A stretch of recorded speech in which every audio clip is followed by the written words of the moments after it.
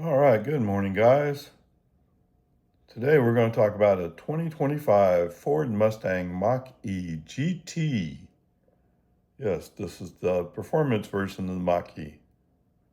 Okay, 2.7 miles per kilowatt hour, although when I computed it, it came out to 3. I don't know. Okay, 91 kilowatt hour battery, 91.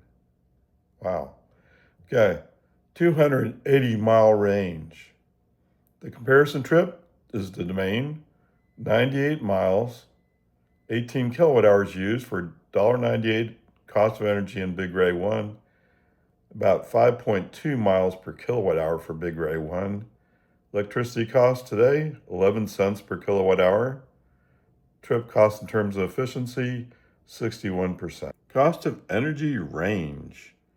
So the first note here is freeform time, so I'm freeforming how to get there to reflect that the Mach-E is less efficient than Big Ray 1, but they're both EVs.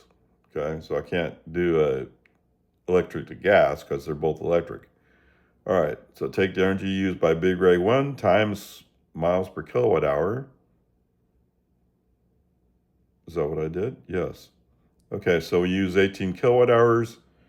The Mach-E is rated at 2.7 miles per kilowatt hour, resulting in 48.6 miles. Yeah. Which sounds it's about half the ability. Okay, so we made it to the Tesla West Austin Service Center. Okay, there you go. 98 divided by 2.7 gives you 36.2 kilowatt hours. Oh, for range, I'm sorry, yes. miles. 98 miles divided by 2.7 miles per kilowatt hour gives you 36.2. 36.2 times 0.11, $3.98. Yeah. So what took me $2 basically will take $4 in the Mach-E.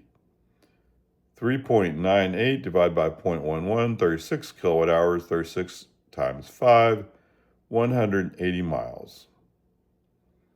So Big Ray 1 can make the same trip about 1.8 times for the cost of one trip with a Mach-E. All right, so fuel tank range. Hey, this car has a 91 kilowatt hour battery. 91 times 2.7, 245 miles. Okay. For some reason, the EPA shows 280. Makes me wonder what cycle they're on. Okay, anyway, 6 trips to Walmart from my house. 91 times 0.11, $10, 1 cent. 1001 divided by 0.11 is 91, of course, obviously. 91 times 5, 455 miles. 11 trips to Walmart. So it shows it's not exactly twice as far, it's just getting close. Okay, the car cost, at least that's what Ford says, is $54,000. Okay, compare that to Big Ray 1, although Big Ray 1's not a performance, it's just a dual motor. Big Ray 1 was $43,000. Okay, so let's jump into our table. Energy cost per mile, Ford Mustang Mach-E GT, 4 cents per mile. Model 3 rear-wheel drive long range, 2 cents per mile. Range on one fill-up, 245 miles for that Mach-E.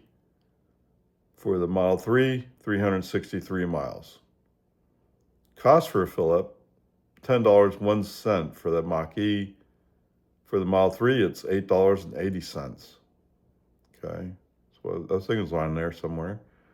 Weight, 4,595 pounds for that Mach-E. Yeah, Bubba. Okay, versus the Model 3 is 3,582. Wait, what? It's that much more? Yes. It's 1,000 pounds more. And part of it is it has a much bigger battery, right? It has about 20 more? 20 more? Maybe not 20 more kilowatt hours, but something in that range. I don't know. Well, it's fair. Let's be fair. The Mach-E is sort of a SUV, a crossover, I guess you call it, whereas the Model 3 is just a sedan. Okay, number of seats, 5 and 5. Cargo space, 29.7 cubic feet. Yes, the Mach-E has a bigger trunk or bigger storage area. Model 3, 21 cubic feet. ADAS, adaptive cruise control, yes. It has Blue Cruise for 1 year. Wow, okay, that sounds curious. It didn't say how much Blue Cruise cost after that, but whatever. Model 3, adaptive cruise control, autopilot's included. Full self-driving supervised is an $8,000 purchase at this time. Gas tax equivalent, well, they come out the same on both of them, right? In Texas, $200 per year, plus $400 when applying for a title. And yeah, that's more than twice as much as you'd pay for a gas equivalent. Okay, retail cost, $55,000 for the Mach-E GT. Model 3 rear-wheel drive long range, $42,000. Plant a manufacturer. Yes, the Mach-E is made in Mexico. And with the tariff talk, yeah, that's going to be a problem. Fremont, California for the Tesla. It was number 21 most American-made car in 2024, and they had some discussion about the workforce. I don't know. It was number 2 in 2023. 0 to 60 time. Okay, you got me because I'm just a rear-wheel drive in this particular case. So 3.8 seconds. You expect some performance from a GT, right? The Model 3 rear-wheel drive long range, 4.6. If I remember right, the 3.8 is not terribly far away from the Model 3 all-wheel drive. Okay, there you go. All right, crash test safety. It's a 5-star, for whatever that means. Okay, it's a mid-size SUV, 4-door SUV, fully electric. And as always, do your own review. Don't accept my words as what it is. Now let's move into it. So there's a lot of green marks. Pretty good. Some structure issues noted. Looks good in most crash test situations, but the passengers may suffer some injuries. And the frontal crash is a 4-star from the sticker. Yes, I found a Mach-E for sale in my area. Look at the sticker, and that's where it's from. All right, so what all this means is basically, is it good? Yes, it's an American-made car. Most American-made cars to this size are pretty good, but not always the best. Okay, so there it is. All right, so how you feel about the Mach-E GT reflects what your bias is, so to speak. Okay, so to be fair to you guys, my bias is somewhat efficiency. Now, did I own a Model 3 Performance? Yes. Oh, yes, I loved that car. But what I found was, just like with my Porsche before, Porsche 911, if you like pushing the accelerator, you're going to burn energy. Okay? So if you want to have a sporty car and enjoy it, maybe the Mach-E GT is for you. Well, and you want it to be an EV, right?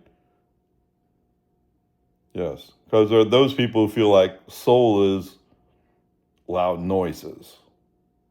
And relatively speaking, not that they see it that way, but relatively speaking, slow performance.